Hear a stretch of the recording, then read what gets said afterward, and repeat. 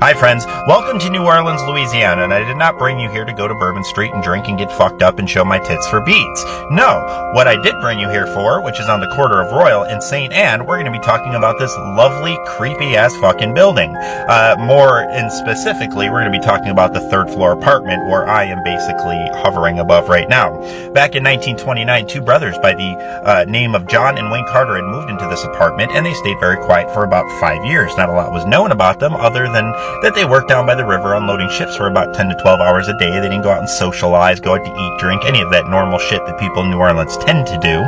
No, they stayed very quiet until 1934 rolls around and a little 7-year-old girl had come barreling out of that very lower door down there. You can't see it in the picture, but she comes barreling out of that door screaming bloody murder all the way down Royal Street. When she gets to the police station, she tells the police a story of how these two men, John and Wayne Carter, had abducted this little girl off Royal Street, tied her to a chair, and then dug razor blades into her arm, draining her blood into mason jars, and then taunting her with her own blood and then drinking it. Very creeped out by this, the officers tend to march their asses down to this apartment with 14 different officers. After knocking a few times and there was no answer, they decide to barrel in through the door and go into the apartment, which is then when they discover 4 other victims all tied to chairs and all bleeding out of wounds in their right and left arms. Amongst searching the apartment even further, they find 15 mason jars inside of the refrigerator filled with human blood, and they also uncover 13 more dead bodies in 2 separate closets in the rooms of this apartment.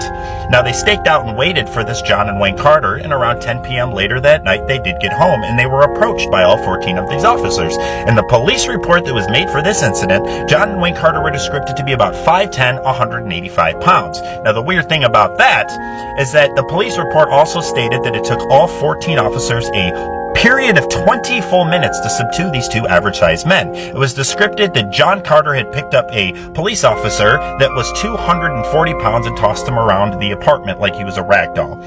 Eventually, they were able to subdue these 2 men. They were arrested, tried, convicted, and put to death in 1936 to an early form of the electric chair, and then placed in one of the above-ground cemeteries, St. Louis Cemetery number 1 on Rampart Street there.